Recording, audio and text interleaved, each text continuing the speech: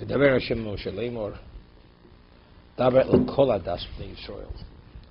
This is something every Jew has to be addressed. Speak el kol hadas b'nei Yisrael v'amarta aleim Kedoshim tiyu.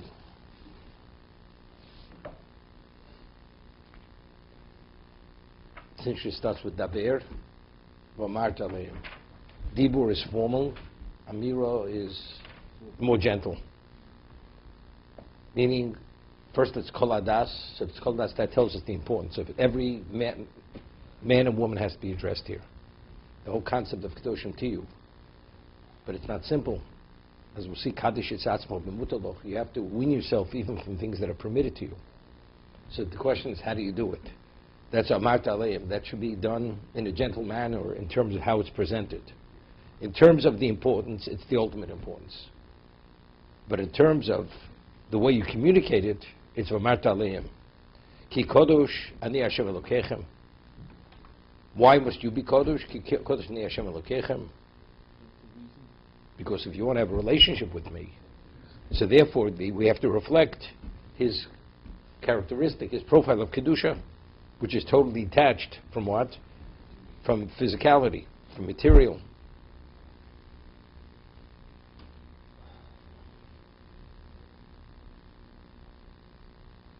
We have the Chovos HaLevavos writes that HaKadosh Baruch Hu could have created the human being that he does his bodily functions once a year. Correct? But yet, multiple times, a person has to urinate, has to defecate. Why? What's the reason?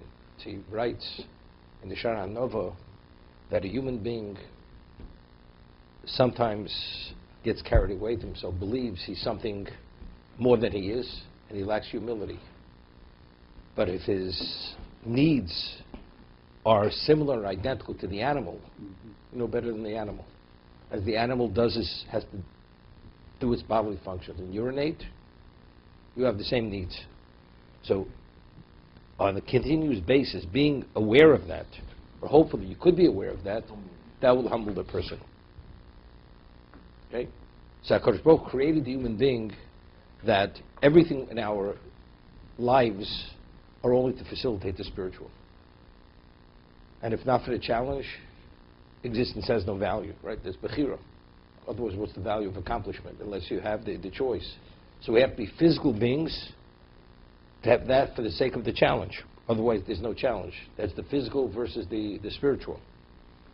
So it's interesting. So if that is the case, even within the context of the physical, it's possible Kedoshim. It's possible Kedoshim, because if the basis of a relationship is to reflect this characteristic of HaKadosh Baruch Hu, so if you remain that earthy person regardless of what you do, so how do you have that relationship? So evidently it's within the capacity of the person to take the physical and convert it and impact it, that it should actually take on a certain spiritual persona. You become spiritualized. Chofetz Chaim writes in one location, if you could take a behemoth, an animal, which is just flesh and bone, and consecrate it, it doesn't have any element of neshama, and it's kodosh, so a person who has a neshama, there's no question he's able to consecrate whatever he does and what he is.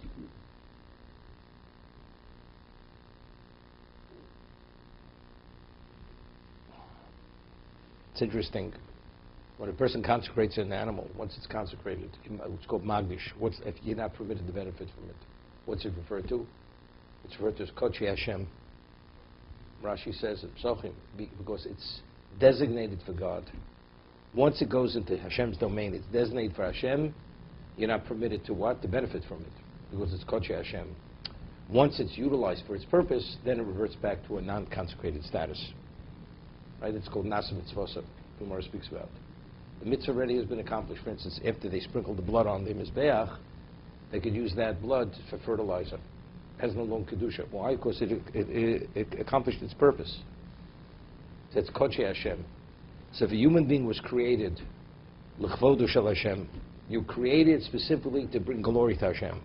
So if a person goes and designates his life for that, then what does he become? Also, he's designating himself, he's established himself as, that's my purpose, that's my value. I saw something from Rav Steinman over Pesach in Agoda this year, first time Agoda came out from him. It's not that he put out the Agoda, different things. He said over the years, it was a compilation of, so he said something phenomenal. The halacha is Friday on a Kiddush, right? We cover the challah, or we say the Kiddush. Why? Or the Kiddush during the day. If you have mazonos, you have bread, you cover it, and you say Bor Pei Gofen. So it says, what's the reason? So the bread shouldn't be embarrassed. Because really, the bracha you should say, first you say mazonos hamotzi before a Bor Pei Gofen. But here, because of Kiddush, you have no choice, you have to say the Bor Pei Gofen before the hamotzi or the mazonos. What he said, what do you mean you embarrass? What do you mean embarrass? Embarrass the grain, you embarrass. What are we talking about over here? So he explains, says something interesting. He says that everything was created for a purpose. Everything. The grain was created for a purpose. The human being was created the animal was created for a purpose. What's the purpose? The purpose is Kiddush Hashem. So the grain itself, what's its value versus Kiddush Hashem? You say a bracha on it. Hamotzi, Barim Mazonos, Bor Pei Adam, whatever the bracha is. So the value of the grain is that. What happens if you deny it? So its purpose is that, and since the grain has greater value than the wine, its purpose to say Bor Hamotzi or Bar Mazonos is being denied. It's being denied its purpose. That's the reason why the grain has. That's the objective. So he says, therefore, let's say a person says an onain. An onain doesn't say any brachos when he eats. You could drink the wine before you eat the bread, or you could drink the water before you eat the bread. Because no bracha, because the whole idea is only the objective. But if the objective is not being just on anything, it's okay. So that's the halacha. But if you are addressing in terms of kavod shamayim, which one is greater kavod shamayim? You acknowledge the bread before the wine. That's the whole idea of shame. You're shaming it. You're not allowing it to fulfill its purpose. That's why he explains it. So I'm saying the whole idea of Kedoshim to you. What is the objective of the human being? L'chvodi borosiv. That through doing his will, that's how we do it. So if the animal itself, which is unintelligent, just a piece of flesh, an entity of flesh and bones, you're able to designate it for Kedusha, a human being that has the neshama, which is greater than the malach, there's no question you could designate it for Kedusha. So no, we're the vehicle that makes everything in this world holy, spiritual. I mean, so everything here in this world is meant to have Mekadesh some kind of Yisrael v'hazmanim. Right? Hashem sanctified us, therefore we could sanctify time. Right? A goy doesn't say a bracha before he eats. Doesn't. Even though a goy could be magdish a korban. We learn the ishish ki yagdish. The double ish reiteration means not only a Jew but even a goy. But he can only bring about a certain level of kedusha. Only a certain level. I mean, kedusha sola, the other korbanos he's not able to consecrate. Time needs to be sanctified, but we have to do it. Only a Jew could sanctify time. Sanhedrin.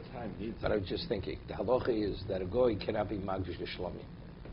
David and Howard learned in Kochim, Chulin, Kochim. So a goy could only be magdish in Ola. No, he's not permitted to eat it. But the question is, wait, but why is he permitted to eat it? A Jew could be magdish a korban, consecrate an animal, and he has a portion. Whether the Kohen has the portion, whether the Yisrael has the portion, he can. But the goy, all he could do is an olah, a burnt offering. Why? Just think about this now. The whole idea of taking the physical, and consecrating it and benefiting from it, that all Israel is to a Jew. To benefit from this world, even though we're having physical benefit, but that physical benefit is considered Kedusha. I'll give you an example. The Goyim, what a priest, why are they celibate?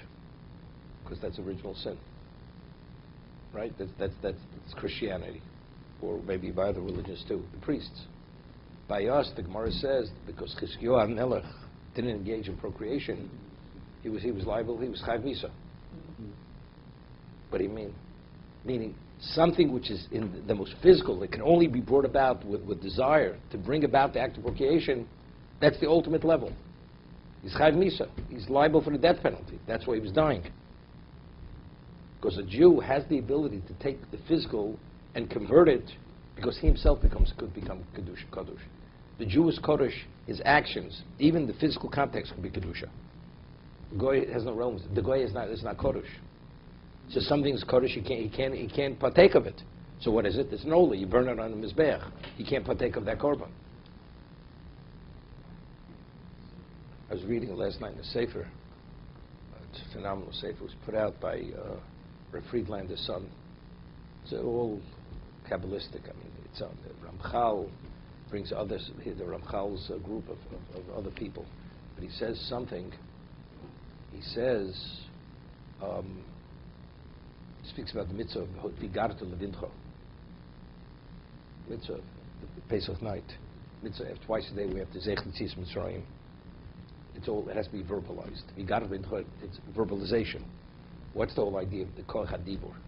He speaks about Dibur, speech. He says, how was Adam quantified? When he had the soul infused in him, he became a speaking species. Adam became that. So Adam became Adam through the power of speech.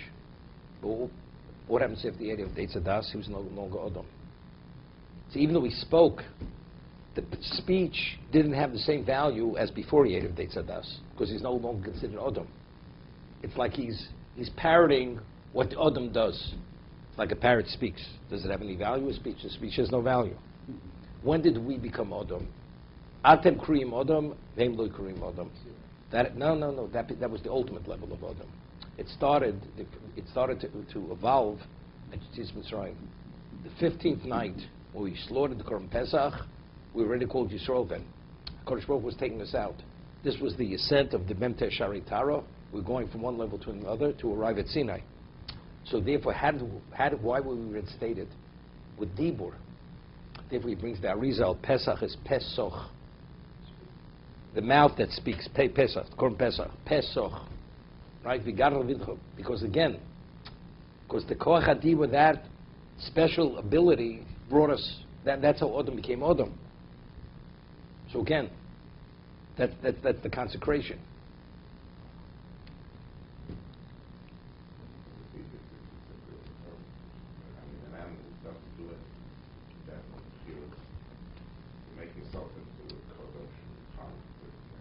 No, but we see if you take something which doesn't have an element of kedusha, so you that has more than an element of kedusha, the neshama is the ultimate, even greater than the greatest malach. So definitely you're able to bring out kedusha in your actions and in your life. It's a challenge, of course. It's no question. It's a challenge.